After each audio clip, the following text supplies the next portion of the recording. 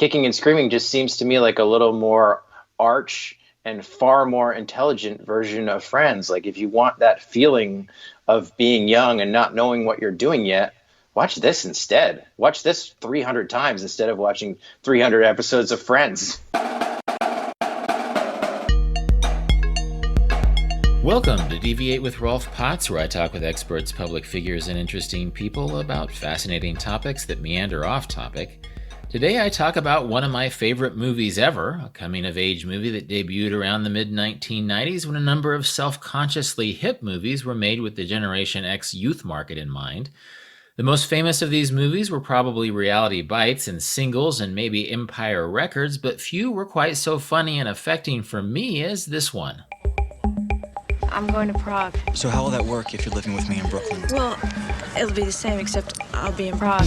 It's time to turn to your friends for support. How about worst-case scenarios after graduation? Jane dumps me to move to Prague. Spend the rest of my life with you idiots. How long? That's from the trailer to Noah Baumbach's debut movie Kicking and Screaming, which came out in 1995 when I was about the same age as its characters. Kicking and Screaming was never a marquee film, and it's not even the most well-known movie by Noah Baumbach, whose 2006 film The Squid and the Whale was nominated for an Oscar. But Kicking and Screaming is quietly and fervently beloved by a lot of people like Lena Dunham and Jonathan Rosenbaum, and almost everyone in Bill Simmons' Ringer podcast cohort, including Bill Simmons himself and Chuck Klosterman and Michael Weinreb, who I interview today. Michael is a sports writer, best known for books like Season of Saturdays and Bigger Than the Game, and he once admitted to Grantland that he'd watched Kicking and Screaming 200 times when he was in his mid-20s, which is exactly why I invited him on the podcast to talk about the movie. As we point out, Kicking and Screaming doesn't have a conventional plot. It's about a group of 4 friends who can't quite leave college after having graduated, but its chatty and depressed characters epitomize the paralysis that can grip young men at the moment they're supposed to be making something of themselves in life. The mid-1990s was a famously placid time in history, so the conflicts here are very subtle in a hilariously low-stakes way. At a very abstract level, it's a quirky love story involving a guy named Grover and a girl named Jane. But at its heart, it's about uncertainty and indecision and nostalgia for the very recent past at a time of life transition. It's actually inspired by Noah Baumbach's experiences at Vassar College, and as we talk about in this episode, it has as many quotable one-liners as, say, The Big Lebowski. If you've never seen Kicking and Screaming, you might want to watch it first, since regardless of whether you love it as much as Michael and I do, a familiarity with the movie will help you better understand our conversation as we celebrate and break down the movie. This episode is brought to you, as usual, by Airtrex, which creates multi-stop and round-the-world flight itineraries for vagabonding journeys. Check them out at airtrex.com and use their flight planning tools to dream about your next big journey. But for now, here's Michael Weinreb and I talking about why Noah Baumbach's Kicking and Screaming may well be the best coming-of-age movie ever made. I feel like you're the perfect person to talk to, because in 2011, like 8 years ago, you wrote for Grantland that you'd watched this movie 200 times between 1995 and 2000, and I want to know why in a second. But first, probably the hardest question I'm going to ask you is, how would you describe the plot of Kicking and Screaming? I don't know if there really is a plot. I think it's one of those mid-90s movies/TV shows where the plot doesn't really matter, where it's more just about these characters sort of searching for themselves. And I guess they are kind of going through a transition, and there is sort of a loose love story in there. But it feels like the plot is that there is no plot, that these guys are kind of aimless and that they don't know what they're doing next. And I realized watching it again last night that it's really kind of about those transitions that you go through in life. Kind of, it's obviously about post-college, but I think it sort of fits every transition that you wind up going through in life and sort of refinding yourself, I guess, or figuring out who you are at each stage of life. Maybe I'm probably, assigning way too much profundity to a movie that's largely been forgotten by pop culture, but that's just how it feels to me. I don't know. Well, it does feel profound. I mean, it's sort of about the loss of status that accompanies a transition like graduation. You know, these guys were big shots on campus, or at least they thought of themselves as big fish in this small pond. And suddenly they're not really sure what to do with themselves. They miss this status. And, you know, one thing that I wrote down about this movie, and I don't know if I thought of this or if I read it someplace, but it's like everybody in this movie is part of the Greek chorus and nobody is really interested in being the main character. Yeah, I think that's true. You know, they're a group. They really are sort of this you know, very diverse and strange group. They you know, they're trying to, you know, obviously come up with a name for themselves, put it on a satin jacket. But you know, I think that is true. I mean, I guess Grover is technically the main character and we sort of follow his love story, but it doesn't feel like he's a main character. It feels like you're right. He doesn't want to be a main character because he doesn't really know who he is yet. None of these people really know who they are yet. Even Eric Stoltz, who's in his 7th year of college, doesn't really know who he is yet. And that's, I think, how a lot of us feel when we're 21, 22, 23 years old and coming out of college and have no idea what we're going to do next. Yeah, it feels like the male characters are not doing a very good job of deciding what to do. Like the women are doing okay, and in a way, you know, having watched it for the umpteenth time before doing this interview, I realized that like Jane's story is somehow it's already happened. You know, most cinematic stories are about a character that needs to change, makes the change, and moves to a new level. Well, you know, Jane was this troubled person who sort of gave these guys all these affectations like drinking scotch and smoking cigarettes. And then she gets over it. She quits smoking and moves to Prague. And it's so startling to Grover that and part of the brilliance of the movie, I think, is that this could be a romantic comedy about Grover going to Prague after Jane and having some sort of misadventures there. But in fact, he spends the whole movie maybe deciding to go to Prague. So it's just it strikes me of how unusual this movie is. Yeah, it really is a movie. A lot of it's about indecision. And as a very indecisive person, I probably related to that a lot, especially when I was younger. And you're right. I mean, I think there's that great line, you know, when early in the movie when Jane's like talking about how childlike Grover is, and he's like, well, if I was a child, you'd find that endearing, you know? And it's like he just can't get over this idea that he should move on or be something else, you know? And the whole thing with Otis just, you know, refusing to go to Milwaukee, it's like these guys just can't take that next step.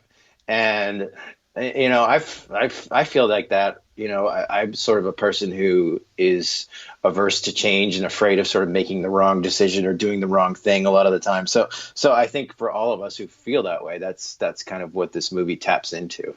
Well, I'm curious to know about this 1995 to 2000 window in your life wherein you watched this movie 200 times, because I feel like there were some very specific reasons why I became smitten by this movie at the same time. But just touching on the Jane character, it's so funny how in a normal movie, like Jane literally says, you know, Grover asked her what's in Prague, and one of the things she mentions is, well, me. You know, it's like she's waiting for him to realize that this could be a romantic comedy, but Grover is too stubborn to grab onto it. And then later in the movie, when Grover is interacting with his dad, and I apologize for the audience. This is, you know, for the people listening to this podcast, you sort of have to watch the movie to understand what we're talking about. But Grover's talking to his dad, and his dad is like, well, where's Jane? And Grover's like, she's in Prague, and he's here. Well, why aren't you with her? And he doesn't even answer the question. And so it seems like this movie is so resistant to being a romantic comedy that it really embodies this indecision that happens to guys after college.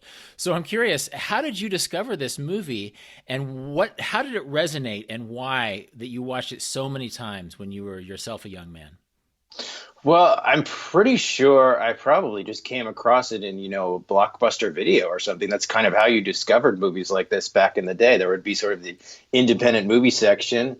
And I think I was at that point, I was working in a newspaper in Akron, Ohio, and didn't really know, you know, how long I was going to be there, what I was even doing there. I didn't really know that many people in Akron, wasn't sure what I was going to do next, what my career was going to be like. And so I sort of gravitated toward all these coming of age stories because, I went to college and I went to a state school and I grew up in a college town. So I think I had an affinity toward that sort of college town setting. But my Which experience college town did you grow up in? and State College, Pennsylvania. So Okay. I went to Penn State, which is a very different school from what these guys went to.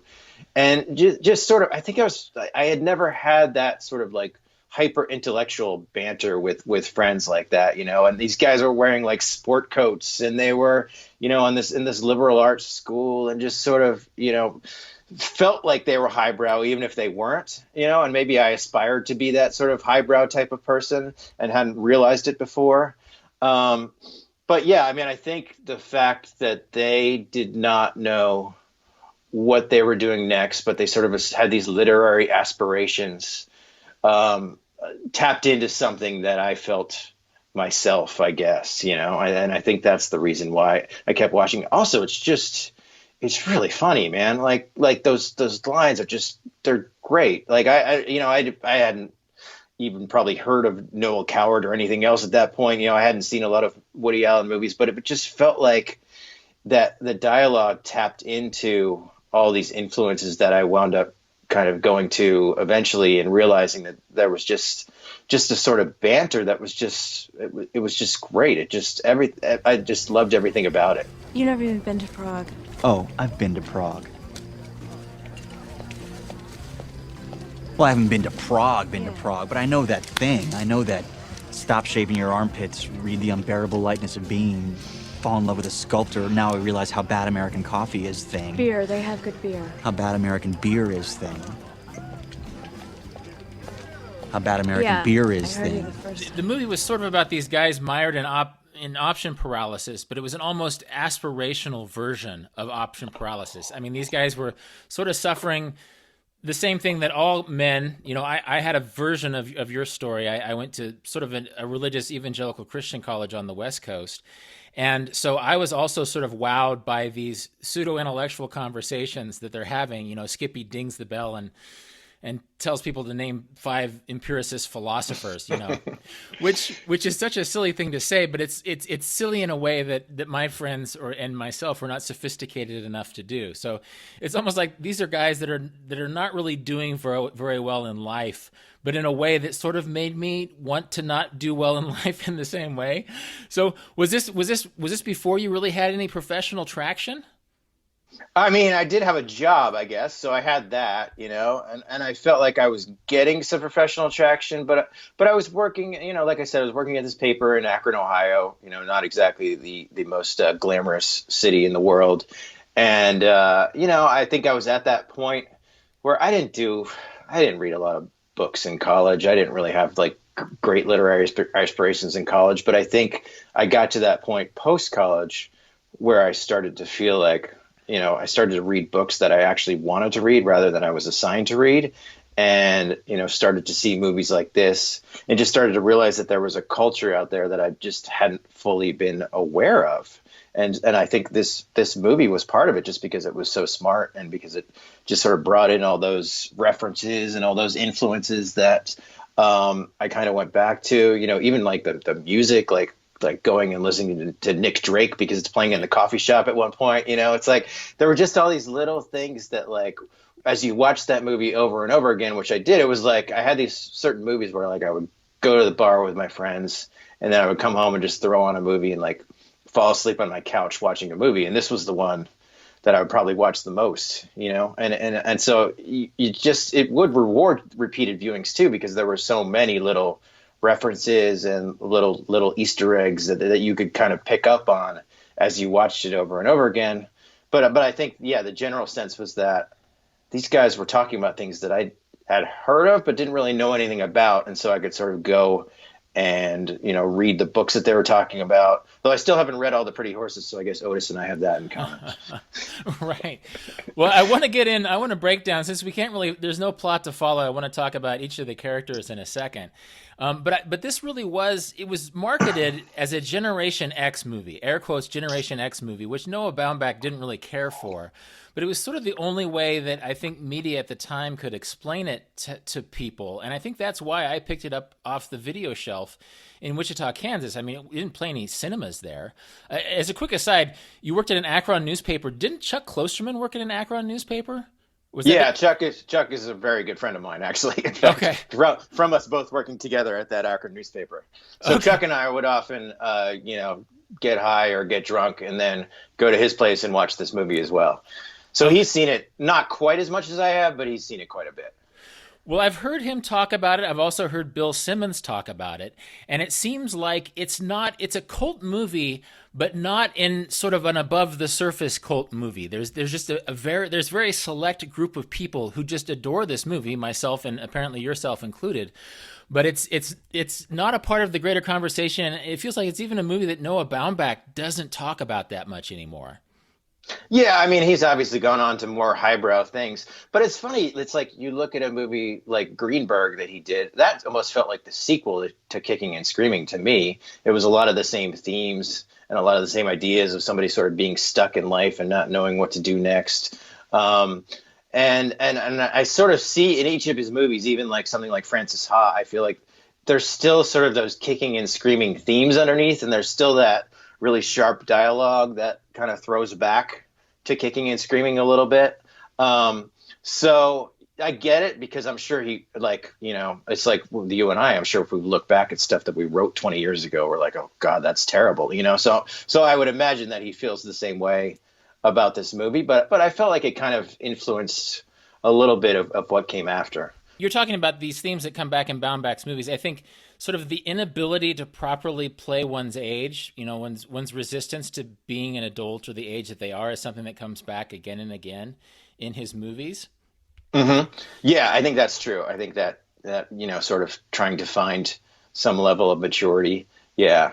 Yeah, and I mean, for context, for people who were young back then, I mean, this was kind of one in a sea of movies like this. When you look at Slacker, you look at Swingers, there were a lot of movies of sort of about this Gen X lifestyle. Obviously, Reality Bites. This one just felt to me like it was maybe the smartest of the bunch. Yeah, I think part of the reason it was a smart Generation X movie, was that it wasn't really trying to be a Generation X movie. It was just sort of Noah Baumbach talking about what it was like for him to be young. And as we record this, it's the 25th anniversary of Reality Bites, and we've been hearing people talk a lot about it. And probably by the time I drop this podcast, it will be the 25th anniversary, at least in the year sense, of Kicking and Screaming.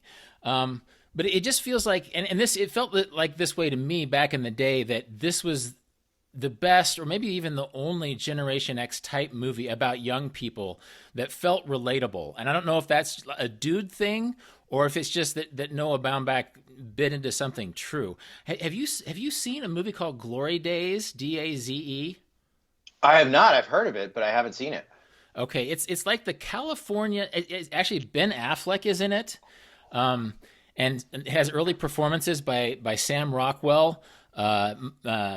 Matt Damon and Matthew McConaughey have cameos in it. I mean, not really cameos, just small appearances in it. And it's literally the same plot as Kicking and Screaming, except it happens in Santa Cruz, California. And I'm not recommending that anybody watch it because it's an inferior movie. But in a way, when I watched Glory Daze, which is basically the California version of Kicking and Screaming, it was relatable in sort of a cringy way, because it was a bunch of guys who think they're really funny, doing a lot of inside jokes. There's a lot of voiceover by Ben Affleck. And it was so relatable because it felt like it was as dumb as Me and My Friends, whereas Kicking and Screaming was like a smarter version of this stasis that you suffer in your mid-20s.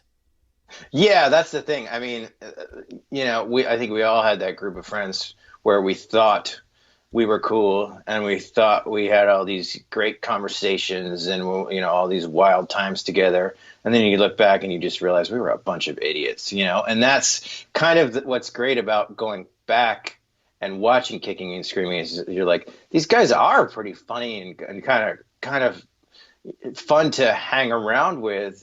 But now that I'm in my 40s, I'm like, I wouldn't want to go to the bar every night with these guys, I'd do it once maybe, but it's like you kind of get to that point where you're watching the movie and you're like, grow up already, dude, come on. Well, one weird thing that occurred to me today is that, like, this literally is a movie about guys who can't change. You know, you read any screenplay book and it's about, story is about change. It's about people who need to confront a certain conflict in their life and change so that they can confront it. And this is literally a movie about guys who refuse to change. But part of the charm of watching it so many times, especially when we were young, is that there's no that the movie itself doesn't change. You go back to these same. I think Quentin Tarantino called it a hangout movie. Have you heard of this? He would watch Dazed and Yeah. Confused again and again because he just liked being around these characters. And I liked being around these characters in part because they didn't change. And years later, I came across a screenplay for Kicking and Screaming. And it was a little disappointing to see some alternative realities for how these characters acted because I like the precise way that they exercise their indecision in this movie. Yeah, I mean, I think you're right. They're Dazed and Confused is probably the other movie that I've seen as much as I've seen Kicking and Screaming. So I guess I do like those hangout movies, but it does feel like it really it portrays each of these guys' emotional paralysis really well, and they're all just different enough. I mean, they're all a bunch of like middle class or to upper class white guys, going to this liberal arts school. So I don't want to say it's like obviously not a huge diversity movie or anything like that. But I think the way that the characters are portrayed, there's more depth to them than you think there is. At least, maybe that's what I got on the 148th watch. But it just feels like I've known people at least a little bit like each of these characters at various points in my life. Well, I think it's that idea of getting universality through the specificity. It felt like there's a lot of Noah Baumbach emotional specificity in this movie. And, it is a very white movie. It's sort of an upper middle class movie. I guess Max Belmont has more money than the other characters, but everybody is pretty well off. And watching Glory Daze, which is sort of a forgettable movie, it actually has some racial diversity. It has like the comic book guy that all the girls sort of like is a black guy. And then the party animal dude is Asian, which I thought was interesting in that California way. But it didn't have the same resonance for me as this very white upper class, basically Vassar movie. That it wasn't filmed at Vassar, but it felt like Noah Baumbach was being very true to Vassar. And so I guess it was one of those things that, and maybe it was the same way for you, that I sort of watched it in an almost aspirational way. I mean, I also loved Ferris Bueller when I was in high school. And sometimes people say, oh, well, Ferris Bueller is about a privileged white kid. And I'm thinking, well, I sort of liked that part of Ferris. I sort of liked that he was he had more options than me. He was a little bit more interesting and articulate than me. And I feel the same way about the guys in Kicking and Screaming, that of course there's sort of a monolithic, within the diversity of the characters, there's sort of a class specificity to them in a way that I found really appealing. And I guess the movie does touch on class a little bit, like because Otis drinks a cheese fry because he doesn't want to offend his working class waitress. Right? That's true. And Max dating, I can't remember her name, but the cafeteria waitress, who's sort of a little more, I guess probably lower middle class, than the whole scene with the guy driving the truck that would rather be bow hunting. I'm gonna smash that car. I'm gonna break your fucking leg. This shouldn't be done. This guy would rather be bow hunting. Don't upset him because he'd already rather be bow hunting and any additional aggravation. So there is sort of that clash with like the townies a little bit, which resonated with me as a townie myself, who had seen, sort of grew up in a place where some of us townies were the sons of professors and some of them were, sons of farmers. So yeah, I sort of that part I think did resonate with me really in a big way. But I think you mentioned that sort of aspirational notion, and yeah, I was the same way. Where like I also loved like reading like a separate piece or novels about prep school or Dead Poet Society.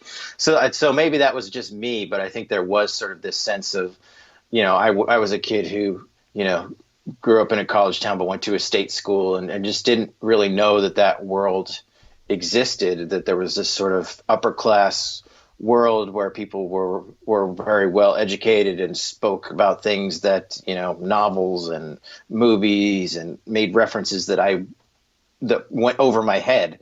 And yeah, I think maybe there was a sense that I wanted to be one of these characters when I was younger. It's interesting how there is sort of a prep schooly, sort of an upper middle class trope going at least back to Catcher in the Rye in American storytelling.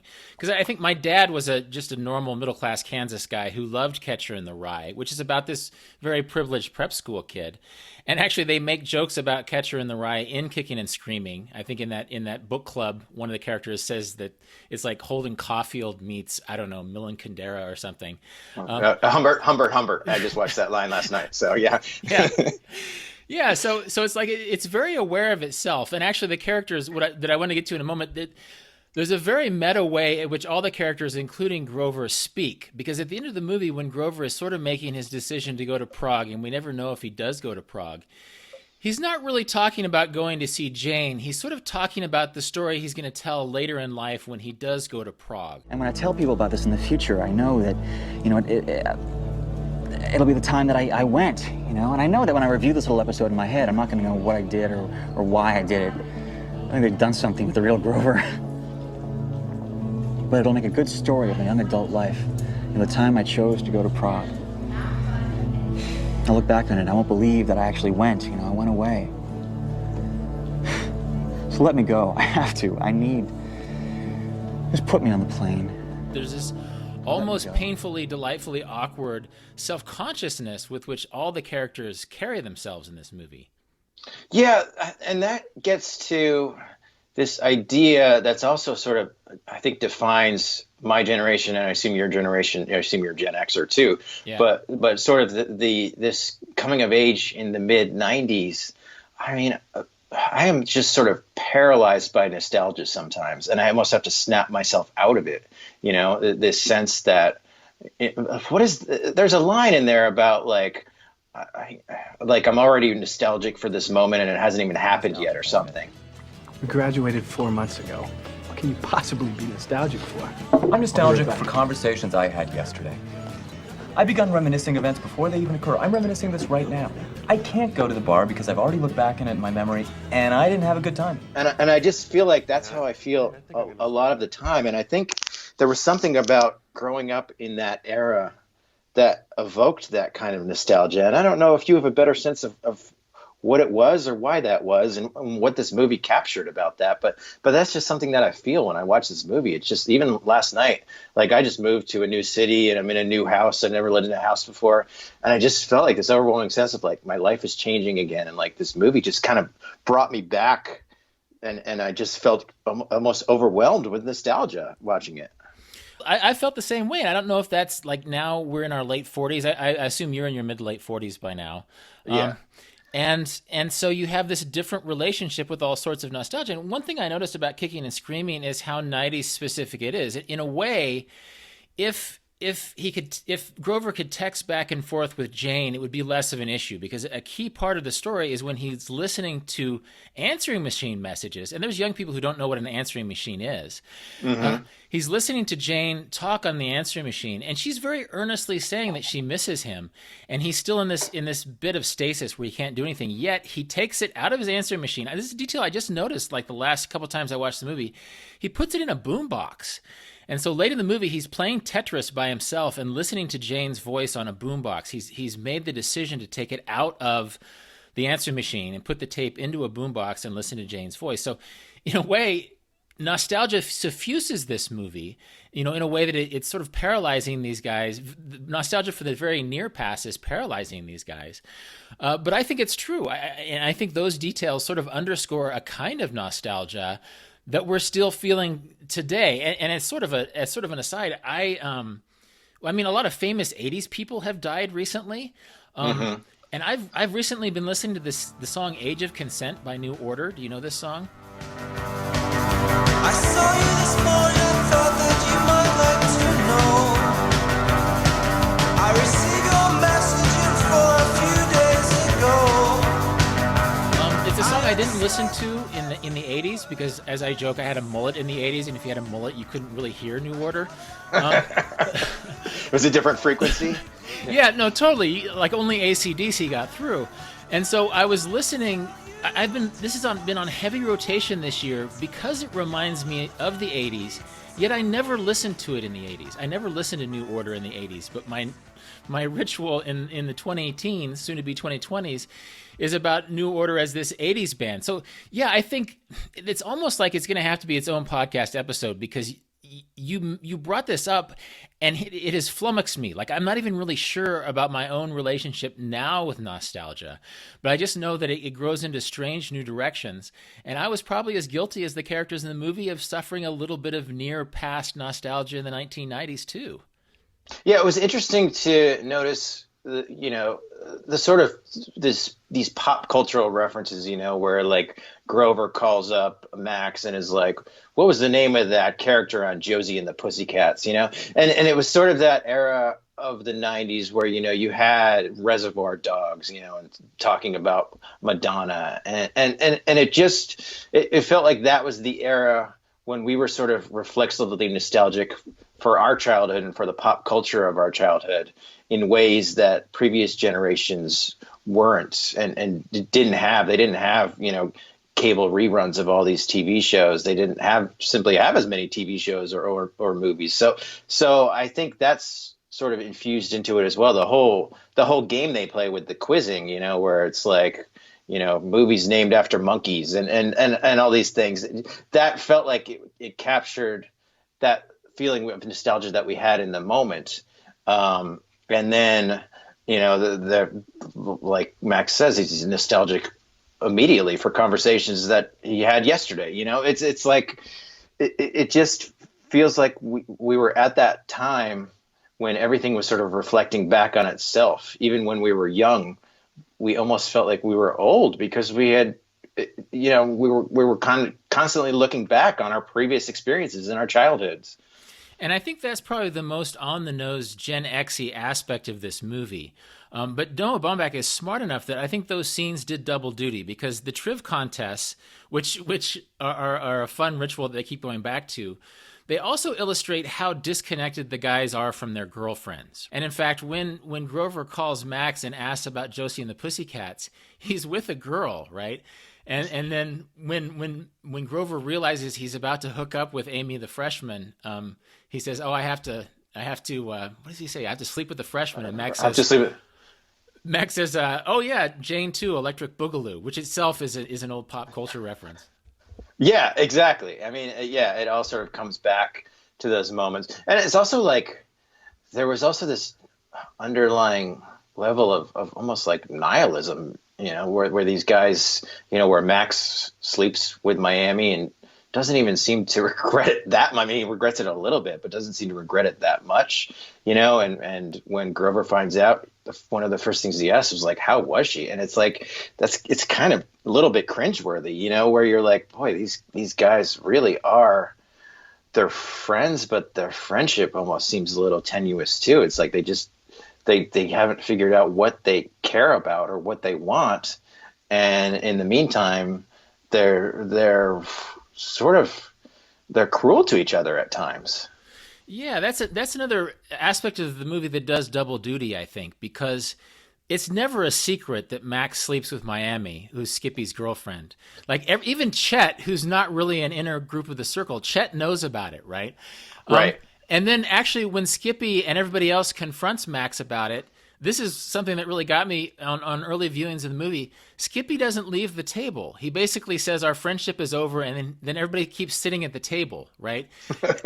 and so in a movie, again, movies are supposed to be about change. In this climactic moment of the movie when their friendship dissolves, nobody actually leaves the table, which seems like a really interesting detail on the part of Noah Baumbach. Yeah, because it's like, where would Skippy go? Does he have any other friends? I don't know if he does. So I think it is an interesting detail, because they're sort of like, at least for now, they're stuck with each other because they're stuck in their own heads and they don't know what they want to do next. So, he can declare that their friendship is over, but it's like, if he walks out that door, what's he going to do? Well, he would have to start his life, which is what exactly none of the characters want to do. Jumping back to something you were talking about earlier about Reservoir Dogs and all the pop culture and stuff, there is a sense, and you can disagree with me if you want, but I feel like there's a sense that Tarantino influenced this movie, because when Otis gets a job at the video store, his boss assumes he's going to be a filmmaker, right? See, you're shocked. They'd have to invent a section for my movie. That'll be cool, huh? When I make my movie and it comes out on video, you and I can see who rents it. We could probably sit here and watch it on the TV. So you plan on still working here even after you make a motion picture? So it almost takes this 1990s inside joke about the famous story about Tarantino going from being a video store clerk to a filmmaker himself and embeds it within the movie itself. Right, exactly. And his boss is played by Dean Cameron, who's like one of those great sort of 80s movie character actors, you know? So, yeah, it is. That is interesting. I mean, I would assume, you know, this came out in 94 and Reservoir Dogs was, what, a year or two earlier. So it was almost like Tarantino had kind of overwhelmed and swallowed up Gen X culture at that point. So that it would be interesting to know whether Noah Baumbach wrote that with Tarantino in mind, but it certainly seems like, looking back on it, that he must have had some sense of like, this is sort of the Tarantino legend, and we're going to play around with that a little bit. But it was also like video stores were just such a huge part of the culture too. Yeah, and then there's the joke that the only job that Otis can get is at a video store, and he has to go in for a second interview. But I do happen to know that it was just the time in history when it was. I know that Richard Linklater, when he made Slacker or Dazed and Confused, that he brought this Time magazine article about 20-somethings. And Noah Baumbach also brought it to his financiers when he made Kicking and Screaming. That basically, I think when Baumbach started this movie, Generation X hadn't really been defined yet. And as a side, I actually talked to Sophronia Scott, the Time magazine writer who wrote this article. She was a young journalist at the time. It was interesting to hear her perspective on the article. But it's almost like Generation X became a phenomenon after Noah Baumbach had already made the movie, and then he was sort of lumped by a marketing category into this category. And another interesting aside, did you know that Jason Blum was his roommate at Vassar, like Blum of Blumhouse? I did not know that, no. Are you familiar with this? It's like a horror movie producer. Sure, yeah. Yeah, I had no idea until recently that they were roommates at Vassar, and like Blum, if I'm pronouncing his name right, pulled some strings with Steve Martin, and Steve Martin somehow helped get this movie made. It's really weird what happens behind the scenes of these movies, which people like you and I mostly see in terms of their story. Yeah, it's interesting. I think I've almost avoided trying to read too much about the movie because I just want it to stand on its own. You know, I almost don't want to know too much about the behind the scenes things, or even just about like Noah Baumbach. I'm almost like afraid to read too much in case it spoils my experience in some way. It's just one of those movies that I just sort of want to stand on its own. Well, do you remember a website called noahbaumbach.com that was around in like 2003 or 2004 that had like message boards about Kicking and Screaming and some other movies, like his second and a half movies, Mr. Jealousy and Highball, were not really broadly well received. It was when he was writing Squid and the Whale, for which he was nominated for an Oscar. But do you remember this? That there's a point at which Noah Baumbach came on and he would answer people's questions. This was before social media at noahbaumbach.com, which he didn't own. I had no idea. I mean, I know that he took his name off of Highball, right? Because he just thought it was such a mess. And I think there's like some pseudonym listed as the director.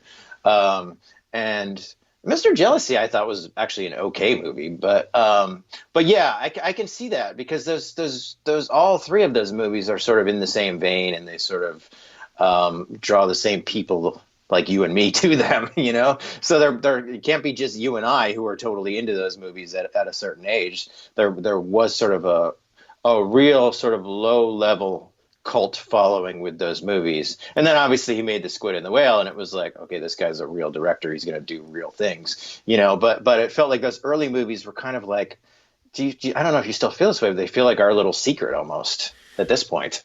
Totally. And I think part of the reason that they're our little secret is that like if you were in, a state college market or a Wichita, Kansas market, you saw this at the video store and you felt like it was speaking to you specifically. There was no entity telling you to watch this movie besides the marketing mechanisms that said, oh, here's another Generation X movie. If you like Reality Bites, maybe you'll like Kicking and Screaming. And then suddenly here's this movie that was just so much smarter than anything else that was out there.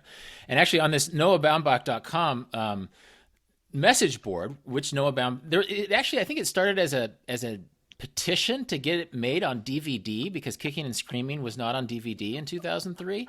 Right. But a notable person said, I am now 30 years old and I still cannot get over the fact that I graduated from college. Please help. I need this movie in a digital format. Can you guess who this person may have been?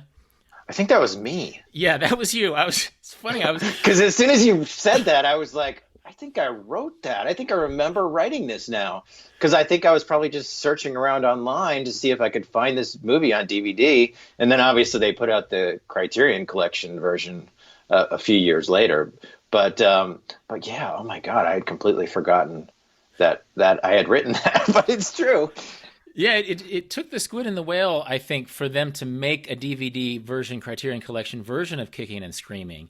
But I was living in Bangkok, Thailand at the time. I'm on the message board too. I just found it on the Wayback Machine recently, and it's like I'm going to search Michael's name, and there you were. That you had also gone on this message board back in 2003, and so that's another anachronism. Like in the age of social media, a film director would never go on a message board and just sort of cursorily answer people's questions and interact with people. I don't know if you saw that part of that website, but it was this real grassroots early internet, almost dial-up era internet fan site for Noah Baumbach that he actually interacted with. It's very strange. And it's sort of an aside, but it's very strange. Yeah, that is really strange. I'd completely forgotten that I'd done that. It was interesting, though. I actually... a couple of years ago, it was more than a couple of years ago, it was a few years ago, I guess I was still living in New York, and I actually saw a little piece of paper on the sidewalk that said broken glass, and I took a picture of it, and I sent it to Chris Eigenman on Twitter, and then he wound up like retweeting it and following me after that. So that was one of my prouder moments of sort of actually interacting with these people. And then another time, my ex-wife actually saw the guy who plays Otis. We were at a restaurant in Boston, and I dared her to go up to him and say, "Go away, Cookie Man," and she did. And that was another proud moment in my life, which I'm sure he laughed, but I'm sure everybody else was like, "What the hell are you talking about?" Well, I think it's a special movie, and that Carlos Jacot, is that how you say his name? Yeah, I'm not even sure how you pronounce it, but he's had a decent career as a character actor, but I just think he is so funny in this movie. He's just like, his comic timing is amazing. Well, when the Criterion Collection came out and they had the commentary track, basically everybody involved with the movie admitted that he stole the movie. And there's just so many little Otis details in there, like very early in the movie. This is just like the last time I watched it, something I noticed. Max falls over in his chair at the big graduation party. Mm-hmm. And when he gets back up, like Otis is sort of talking to him, like he has these little lines like, you just fell down, are you hurt? Like there's these little, like, there's something very neurotic about Otis, but he humanizes the character in this very believable way that's sort of a very deeply charming part of this movie. Yeah, I mean, the pajama top and the wearing mascara. And is that a pajama top? No. Yes. Are you wearing mascara? No. Yes. Those are jokes that I have heard 700 times. I mean, my internet Wi-Fi password was it was "Go away, Cookie Man," and then the password was pajama top. But I just feel like I've heard these jokes so many times, and I still laugh at them. And there aren't a lot of movies like that. Lebowski is one like that. Dazed and Confused, there are certain moments like that.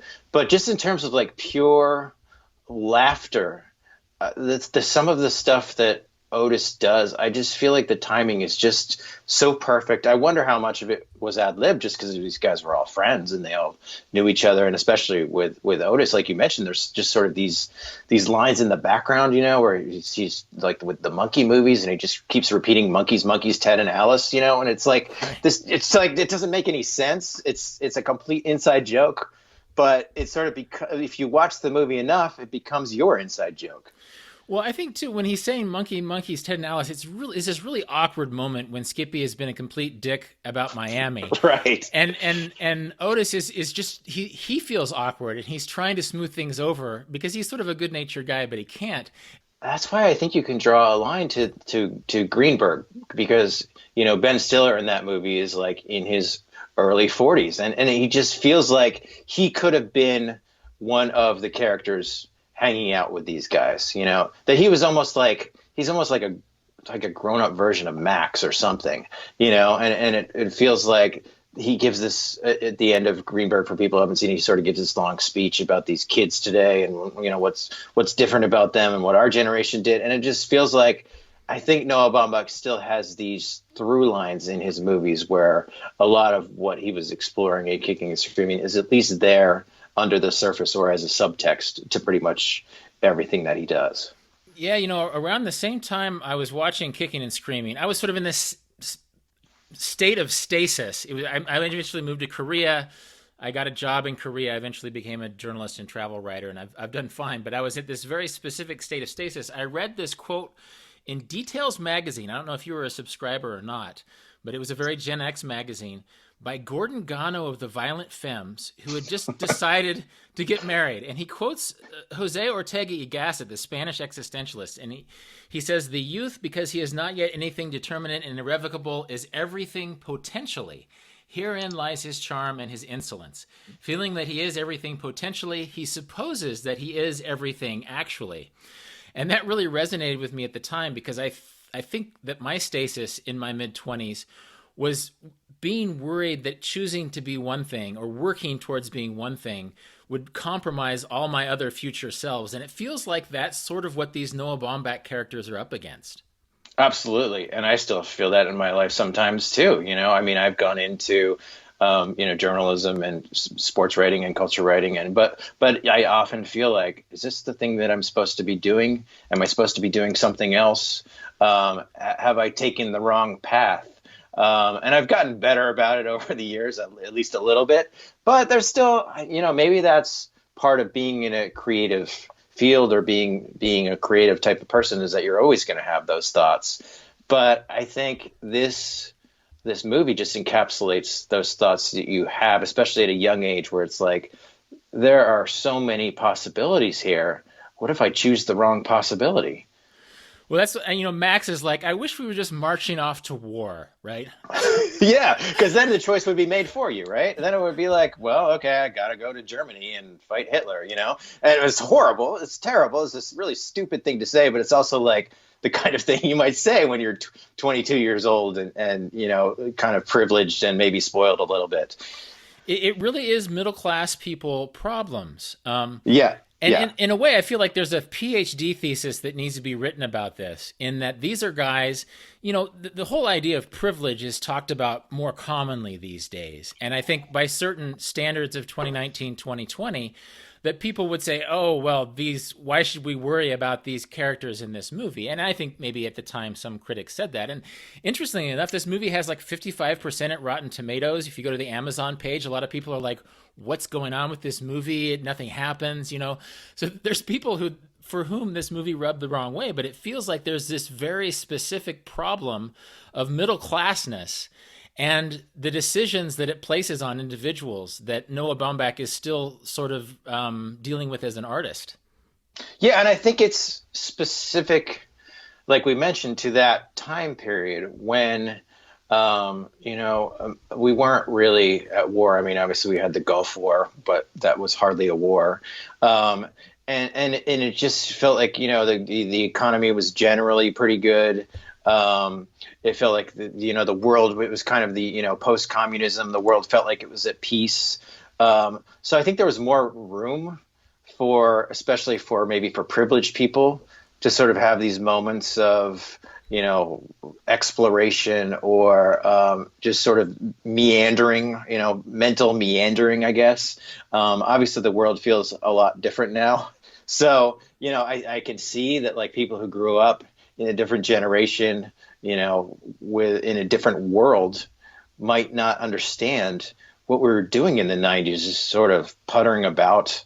But then, you know, you look at like, I look at, you know, this sort of younger generation gravitating toward Friends. And I think there's sort of that same idea there, right? Where it's like, oh, these people were sort of young and privileged and didn't know what they wanted to do with their lives. And I'm sort of envious of that in a way. You know, you know, these younger people, I think maybe are envious of that they had all this idle time, that they could sit in a coffee shop and just talk with each other about things. You know, and Friends is obviously, to me, is a less smart version of Kicking and Screaming, but a lot of the same themes. Yeah, you know, I think one thing that we don't think about that becomes apparent when you watch a movie like this 25 years later is that these characters, as privileged as they were, they didn't have the option of creating a sort of a fake sanitized persona on social media. Basically, they had to be where they were. They had to interact in specific places at specific times with specific people, and they couldn't just sort of Instagram certain kinds of perfection into their life. When they felt like shit for not really being anything yet, they had to experience it. Yeah, that's true. It's interesting. There's that scene where Otis is watching TV and Max is getting on him about watching TV and how you're an idiot for watching TV. And it's sort of the same argument that we have, like if Otis was on his cell phone the whole movie, you know, it would sort of be the same type of argument. But it feels like it's like the 90s version of that, where you know, it was like a TV makes you stupid, and now it's like, well, social media makes you stupid, but it's just sort of heightened up a notch. Yeah, and I think, I don't know, there's just, when you watch a movie as much as you and I have, you start to see how even things like place come into play, because at the beginning of the movie, all the guys are like chain smokers who drink scotch. But then you have this series of flashbacks that sort of details Grover's relationship with Jane. And he sees her sitting in a towny bar, the Penguin, and is completely flabbergasted that she would be there, right? Mm-hmm. And so it's almost like you get the whole, all of these, what Max calls affectations becoming habits, almost traced back to this very place-specific experience where Grover stumbles upon his sort of writing workshop rival, Jane, in this bar, and they have this conversation that's so affecting to him that he tells her that he wishes he could keep it, right? So it feels like that. Of course, that's also a class-specific situation where they're going into a towny bar and Jane is here, and somehow that place reveals a depth to Grover about Jane that really affects the next year of his life. Yeah, and then there's that last scene, which, I don't know, maybe it's just because I've seen it so much, but it's still really affecting to me when he says, you know, I wish we were an old couple right now. Okay, the way I see it, if we were an old couple, dated for years, graduated away from all these scholastic complications, and I reached over and kissed you, you wouldn't say a word. I mean, you'd be delighted, probably. But if I was to do that now, it would be quite forward. And if I did it the first time we ever met, you probably would hit me. What do you mean? I just wish we were an old couple so I could do that. I think there's something about the sense of sort of nostalgia and uncertainty that just really hit me when I was younger, and it still sort of hits me that's, you know, that Grover wants something, he just doesn't know what it is. And maybe that's what the kind of, you know, you mentioned that there always has to be this sense of these characters wanting to, I think they want to change, or at least at times they want to change, but they don't know how. And Jane's sort of the one who is embracing that change. Well, I think too, Grover he's seen enough romantic comedies that he doesn't want to be predictable. And so really that's a first kiss moment, right? And I absolutely love that moment from the first time I saw it, because it sort of ends, the movie ends on this note that predates all the other acts in the movie, where Grover is very sort of interestingly asking Jane for a kiss in a roundabout way, but he doesn't want to just lean in for a kiss. I'm curious, did you take on any affectations from this movie? Did you wear a tweed jacket or anything? Yeah, I think I started shopping at thrift stores a little bit more, so I would get like some corduroy jackets with the elbow patches on them. Um, Definitely like with my friends at the time, I would sort of show it to them too, and then we would quote a lot of different lines from it. Um, yeah, I mean, I think those were kind of the main things, was that we would just kind of have like a shorthand of things that we would say to each other from the movie. Yeah, I was so smitten with those tweed jackets that I got one, and I actually brought it with me when I went to Korea to teach English as a second language. And people are like, "Why are you wearing that?" And another thing that happened from that scene, like before he talks about how he wishes they were an old couple so he could lean in and kiss her. What does their conversation consist of when they're in the bar itself?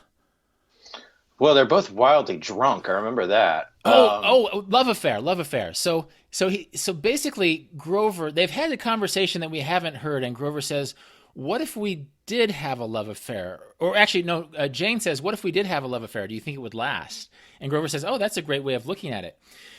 For years afterward, when I was courting women, I would use the word love affair, and it made no sense to these women I was courting, because love affair, in the context of that movie, is sort of beautiful, but in the context of normal life, it sounds like a throwaway thing, right? So it's almost like I started using words from that movie with people who hadn't watched the movie, and it made me sound weird in the same way that my tweed jacket made me sound weird. Yeah, I know that would happen sometimes, where I would just be like, "Yeah, woo you," or something, and somebody would be like, What are you talking about?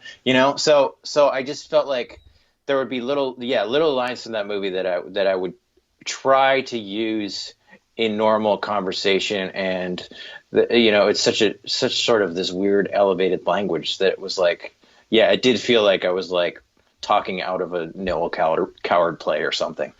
Yeah, no, it was an elevated language that I really embraced, and I think that's why it's so quotable, And in fact, when the Criterion Collection finally released a DVD, the cover was just quotes from the movie, and I think that's one of the things, maybe not unlike The Big Lebowski or something, that's sort of what drove its cult status to a certain extent. Yeah, I mean, I'm thinking of like 15 different lines at the moment, So it's just like. And I don't know if you feel this way, but sometimes they just randomly pop up in my head if I see something, or if I'm walking somewhere and I see a sign and it just like, I start thinking about Cookie Man, or I start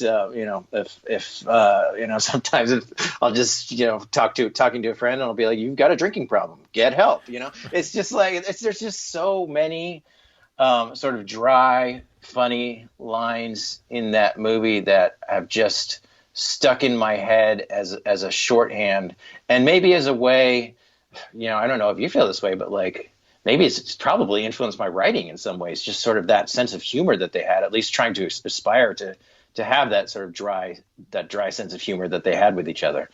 Definitely. It's a writer's movie, and of course Noah Baumbach ended up writing for the New Yorker before he made a lot of his future movies, that it has a writerly sensibility. And of course, when I watched this movie, I think I picked it off the shelf at a grocery store video department, which young people would hardly even fathom how a grocery store would have a video rental department, but that happened in the 1990s. I picked it off the shelf sort of in an eye-rolling way, and I think the reason I rented it because Ebert had endorsed it, and I sort of trusted Ebert, Roger Ebert, the film critic. And I took it home, and it was just because it was such a smartly written movie. It was head and shoulders above, the Reality Bites type movies that were being marketed to us at the time. Yeah, there were so many of those movies that were terrible. Whether it was like Empire Records or there were like, I think maybe it was a Blockbuster. I think there was a whole shelf of these movies where it was just like Gen X movies.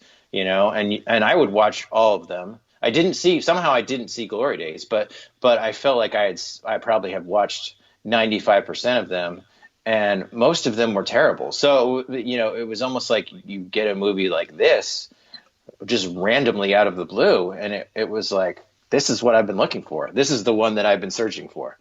Yeah, well, I recommend watching maybe not my audience, but for you as a Kicking and Screaming fan, watching Glory Daze just for anthropological purposes, just because that filmmaker was writing about his own experience at UC Santa Cruz, and it just didn't work in the way that Noah Baumbach's movie made. I think that guy went on to make like the XXX series of action movies, which I don't think I've seen. Okay. Anyhow, since we're nearing the top of the hour here, I'm curious about a couple of things. One, did I miss anything? Is there anything that you're dying, as a fan of the movie, that you're dying to talk about, lines that you're dying to quote, observations about the movie that you've internalized over the years that I haven't brought up yet?